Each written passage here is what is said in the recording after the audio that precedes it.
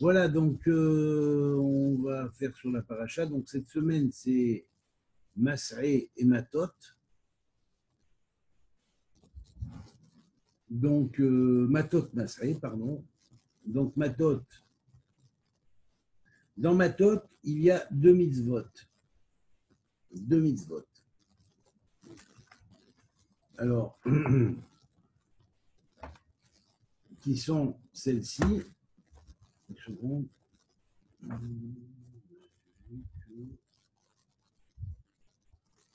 Là-bas, c'était 42.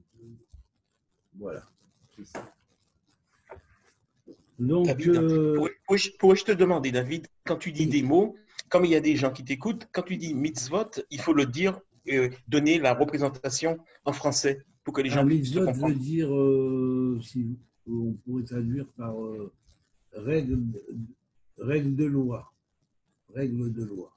Mitzvot, ça veut dire exactement commandement, ordonnance. Metzavé, ça veut dire ordonner. Tzav, c'est l'ordre. Mitzvah, c'est l'ordonnance. Alors, on a ici donc deux mitzvot dans Matot. Alors Matot raconte comment les chefs des tribus, tout ça, enfin, différents matés. Matot, c'est les bâtons, ça veut dire en fait, c'est les maîtres de bâtons, ce sont les chefs des tribus. Quoi. Hein. Donc, et la paracha qui suit va donner les 42 passages par lesquels sont passés les enfants d'Israël dans le désert. Elle va énumérer absolument tous les lieux, 42 lieux. 42 lieux, c'est vrai que ces 42 lieux portent chacun un nom, que chacun des noms est lié à un goral, comment dirais-je, un oracle. Il y a un oracle en 42 formules de réponses à l'oracle. Et c'est vrai que ces réponses vont en parallèle avec les 42 lieux qu'ont passé les enfants d'Israël dans le désert. Alors, la paracha de Masré veut dire les missions des enfants d'Israël. Masré, ce sont les missions. Massar, c'est une mission. C'est un voyage, c'est un pèlerinage, mais c'est aussi un pèlerinage et c'est lié aussi à une mission. Il y a 42 tachanot qui sont cités. Et c'est vrai que lorsqu'on prend la Torah, on a 54 parachiotes dans la Torah, c'est-à-dire 54 sections hebdomadaires. Dans les 54 sections hebdomadaires, on a 7 parties dans chaque section. Ce qui fait en tout 378 parties. Ces 378 parties sont ce que l'on appellerait le Chashmal. Le Chashmal, c'est-à-dire l'électricité de la Torah. L'électricité de la Torah, ce n'est pas l'électricité.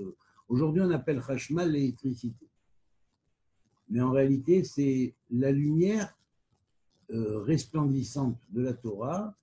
Et cette lumière resplendissante, c'est une lumière qui est à la fois la lumière que nous connaissons, qui est la première lumière, qui est l'étalon lumière, si on pourrait dire fondamentale, au notre plan, avec sa vitesse de ce plan, la vitesse de ce plan, le dépassement de la lumière. Mais il y a des différents niveaux du Hashmal, et ces niveaux de Hashmal, ils sont liés à ce qu'on appelle la Merkava. C'est-à-dire que la Merkava, c'est appelé le Hashmal pas pour rien, parce que c'est dans la Torah que la Merkava se développe. Il y a eu un Maaseh Bereshit, il y a une œuvre de création, et il y a eu une œuvre, on pourrait dire, de diffusion de la lumière dans la création, et d'échafaudage, si on pourrait dire, des différents plans lumineux, ou luminiques, si on pourrait dire. ces différents plans luminiques vont être liés à ce qu'on appelle Maaseh Merkava, l'œuvre du char céleste, parce que l'œuvre du char céleste est automatiquement liée à la notion de la lumière. Vous comprenez?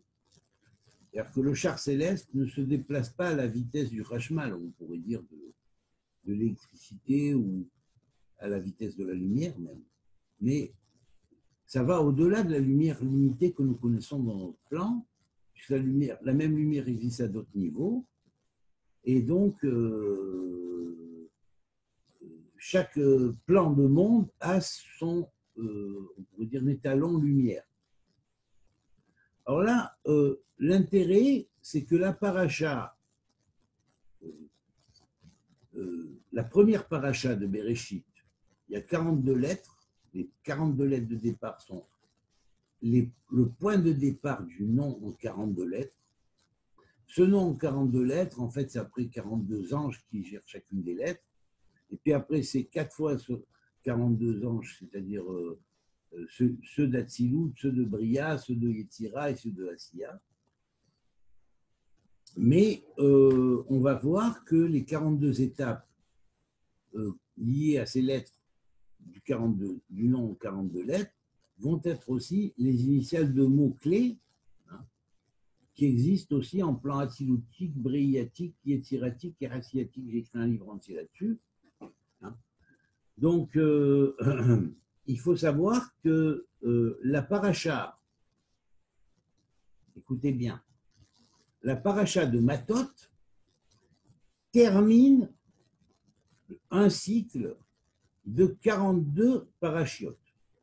C'est-à-dire que c'est la 42e paracha ou section hebdomadaire de la Torah sur 54. C'est la 42e sur 54. Ce qui signifie que, étant la 42e sur 54, il reste donc, écoutez-moi bien, il y a eu, à la fin de Matot, 7 cycles de 42 strates, parmi toutes les strates qu'il y a dans le schéma, dans le nom de 42 lettres, ou si on pourrait dire les 42 étapes.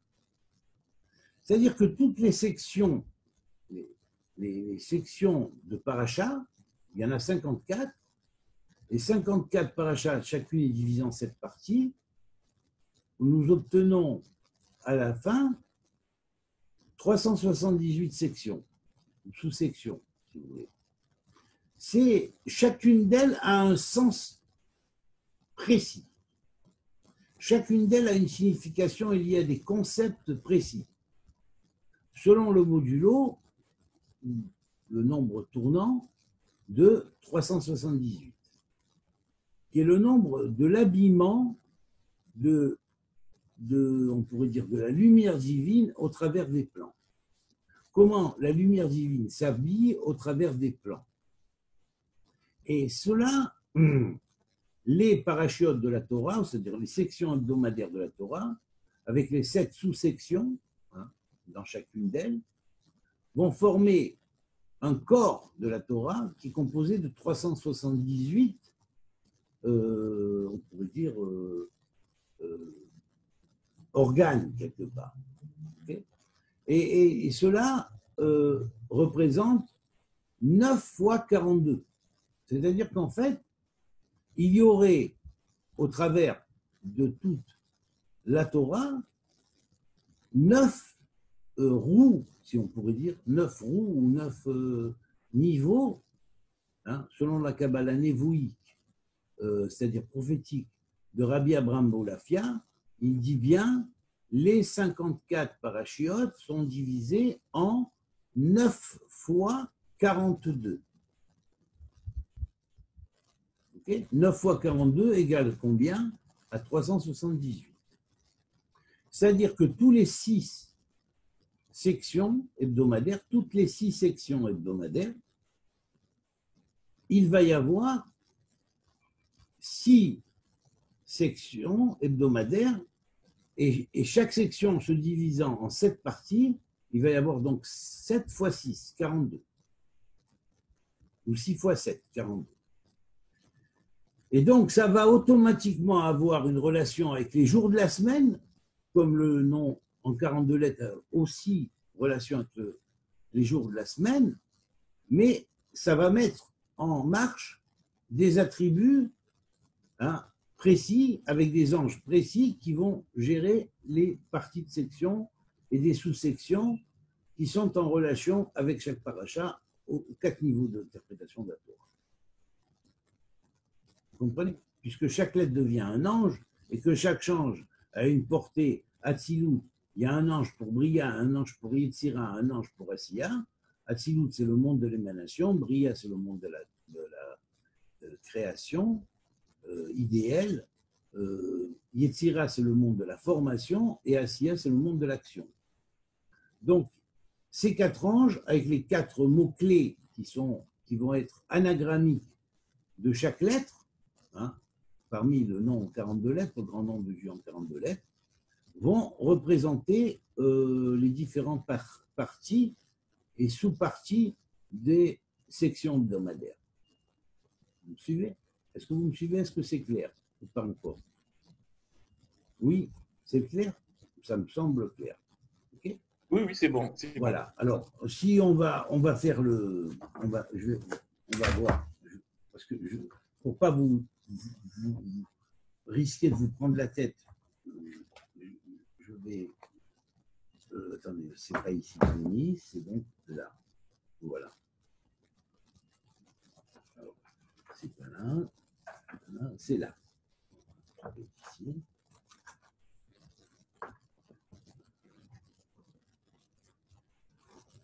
Alors, une seconde. Voilà.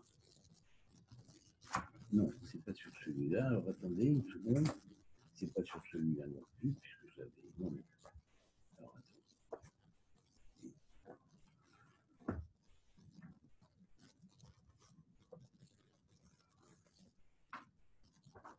Alors, c'est où là ou là?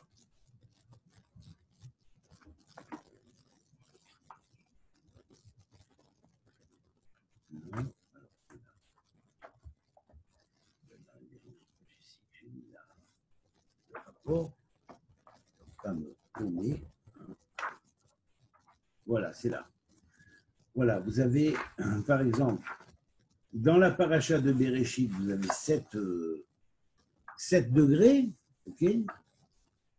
D'accord? Alors, on a fini Bereshit, après il y a Noach, qui est la deuxième paracha Bet Noach, d'accord? Noé, vous avez Bereshit, le commencement, la Genèse, Noé, deuxième section, alors encore 7, on est à 14. On est à 21 avec la troisième section hebdomadaire, qui est la paracha de Lech Lecha va vers toi, où Dieu parle à Abraham, et lui donne la terre, lui explique pour la notion de bracha sur le monde, de la bénédiction qui va s'étendre sur le monde par sa descendance. Puis la quatrième paracha qui est Vaïra, et il vit. Ça va nous faire 7 fois 4, 28. Okay. 28 sous-sections. Puis la cinquième paracha, qui est la paracha de Haye Sarah, la vie de Sarah. Et enfin, la sixième paracha de Toldot. Voici les générations d'Yitzhak, fils d'Abraham, et ainsi de suite. Une fois qu'on a fini Toldot, on a fait un tour complet du Shem Membet, du Shem en 42 lettres, du nom en 42 lettres. Des 42 étapes qui sont liées au Shem Membet, qui sont les 42 étapes symboliques ou stations sacrées qu'ont traversé les enfants d'Israël dans le désert. Et même s'il n'y avait pas encore d'enfants d'Israël traversant le désert, il faut savoir que c'était en relation avec cela. Vous comprenez? Maintenant, les 42 étapes sacrées que les enfants d'Israël ont traversées dans le désert, en même temps, ils ont eu les secrets de la révélation du Maaseh Bereshit, de l'œuvre de création, ainsi que de l'œuvre du char céleste puisque la notion du char et des différents niveaux de fonctionnement de la lumière selon les plans, eh bien, ils ont eu au Sinaï, ils ont eu des révélations de ces choses-là. Et dans les étapes qu'ils ont parcourues, au fur et à mesure, ils ont appris à approfondir, à comprendre comment ça fonctionne. Voilà. Vous suivez? Donc, une fois qu'on a fait les premières six parachiotes, donc section hebdomadaire, après on a 7, 8, 9, 10, 11, 12, jusqu'à la 12e parachade. La 7e, c'est donc Vayetse, hein, Vayetse, et ensuite on va jusqu'à la 12e qui est Vayehi, et Yaakov vit, vit en Égypte. On a fini le livre de Bereshit. Alors, vous voyez, on finit le livre de Bereshit avec une deuxième progression des 42 étapes. Vous me suivez? Alors après, de 13 à 18, hein, on a jusqu'à la 18e section qui est Mishpatim, les jugements. On va avoir la 3e section, au 3e tour, parmi les 9 tours des 42 étapes. Vous me suivez? Alors on continue comme ça, on arrive à Matot, et Matot se trouve être la 42e section, ce qui fait qu'en tout, lorsqu'on compte toutes les sections passées, nous avons 6 x 7, 42. Il y a 42 sections. Ces 42 sections-là sont en fait 7 fois 7 tours des 42 étapes. On a fini Matot, vous me suivez bien. On a fini Matot. Quand on finit Matot, on rentre dans la parashat Mas'é, qui est les comment dirais-je, les pérégrinations, mais qui sont en fait les parcours et les missions d'Israël. Et là, les 42 étapes sont citées dans cette paracha-là, dans cette section hebdomadaire, elles sont citées. Pourquoi sont-elles citées précisément après que on soit arrivé à une fin de 42 sections et en plus la 7e, à la fin du 7e tour de 42 sections et qui va former effectivement la 42e section hebdomadaire de la Torah. On a fini avec Matot, on a fait un cycle complet de 7. 7 fois 42. 7 fois 6 fois 7. Ou 7 fois 7 fois 6, pardon. Et là va commencer le 8e tour de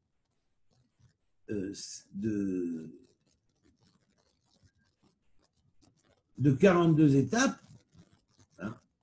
Et là, dans ce 8e tour, ça va aller jusqu'à la paracha, comment dire, attendez une seconde, on va voir, je vais vous dire ça tout de suite. Hein, une seconde.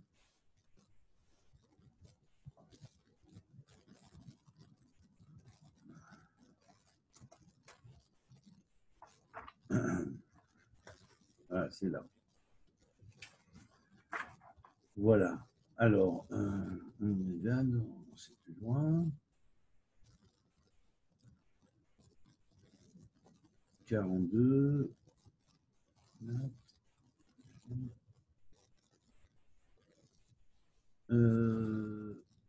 Voilà, c'est là. Voilà. Jusqu'à la paracha de Mishpatim, de Shoftim, pardon. Shoftim, pas Mishpatim, Shoftim. Jusqu'à la paracha de Shoftim, et la paracha de Shoftim va terminer le 8e tour de 42 étapes. Donc, c'est-à-dire dans six autres sections hebdomadaires. OK, à 7 degrés chacune. D'accord? Puis, de là, de Shoftim, la paracha qui suit, ça va être Kitetze. Vous sortez en guerre, c'était la Milchama, jusqu'à la fin de la Torah, ça va être le 9e tour de 42. Vous me suivez? Donc le nom en 42 lettres, avec ses anagrammes, en plus ces anagrammes liés aux différents niveaux de conscience des mondes.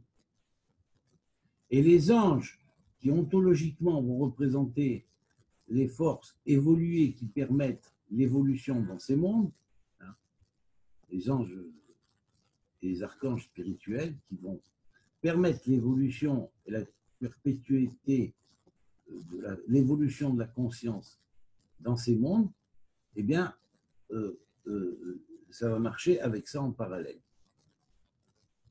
Est-ce que c'est clair? Bon, ça va. Bon, donc je vois des signes qu'on me fait oui. Bon, oui, ça va. Très bien. Ça va. Bon, voilà. Alors, vous voyez la charnière, là. Cette charnière-là entre la 42e étape, 7e fois 42, et le début, la 8e fois 42, c'est l'intervalle entre la fin de Matot et le début de Masré. Donc Masré, quelque part, va pouvoir représenter, quelque part, la régénération ou la recréation ou la résurrection pour un nouveau cycle. On pourrait dire qu'à chaque cycle de 42, il y a une nouvelle résurrection, quelque part, où il y a un nouveau tikkun à accomplir. Vous suivez?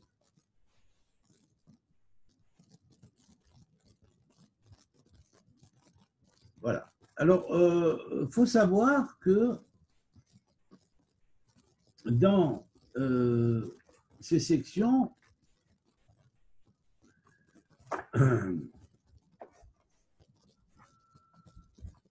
les concepts sont précis. D'abord, on va voir le concept d'abord de 42 et de 43. Hein? D'accord?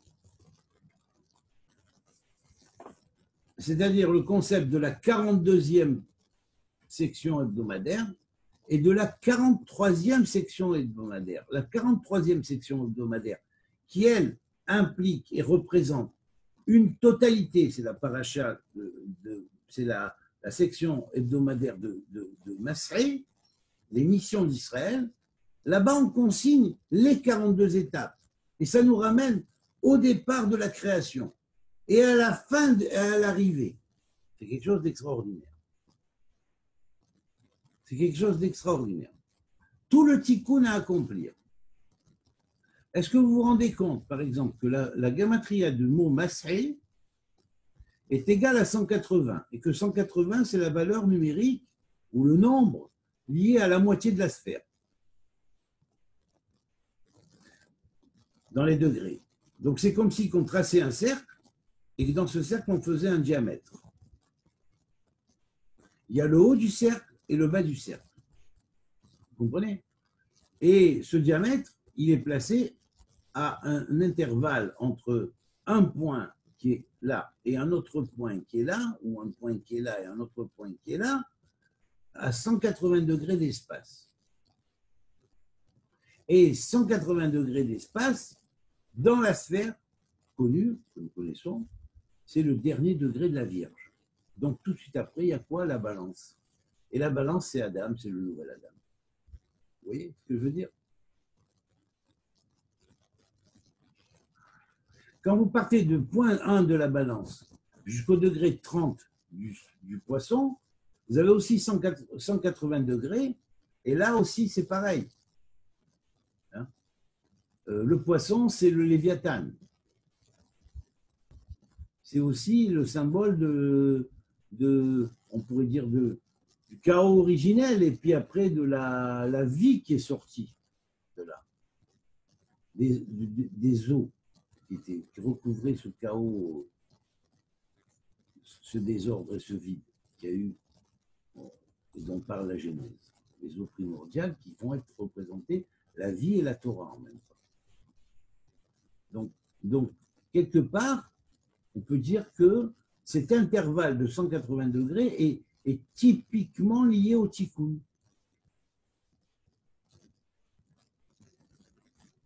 voyez? Typiquement lié au tikkun. Qui le tikkun veut dire la réparation du monde. La réparation d'une cassure. Parce que le monde s'est cassé en deux. Il faut arriver à faire de cette cassure en deux un. Où les deux, au lieu de devenir quelque chose de cassé en deux, devient quelque chose où les deux, le 1 et le 2, deviennent complémentaires l'un de l'autre. Ça, c'est la réparation.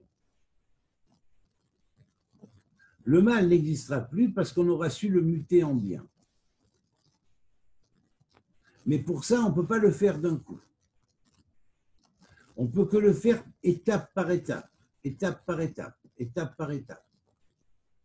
Et lorsqu'on passe toutes les étapes, on est prêt ou apte à transformer le mal en bien. À ce moment-là, qu'est-ce qui se passe?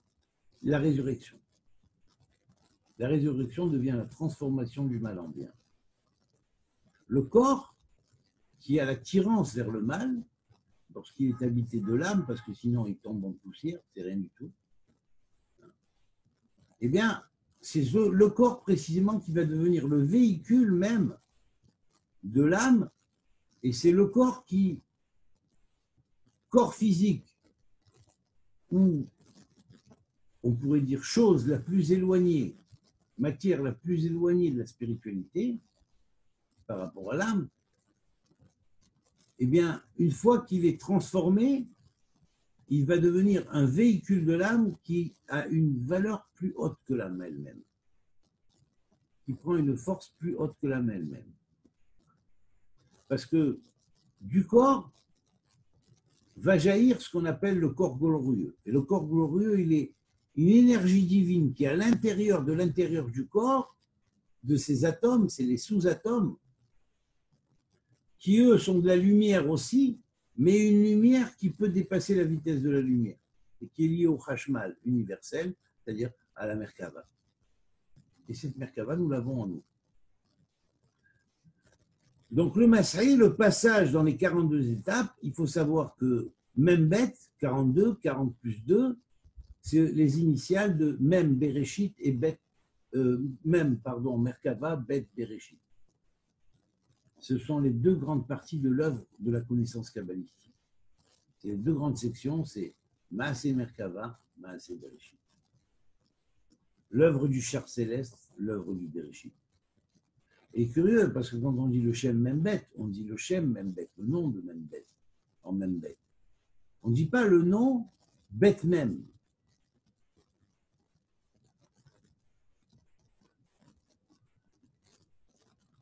Bien que Bet Mem veut dire Bam. Vedibarta Bam. Quand on dit dans le schéma Israël, on dit Vedibarta Bam.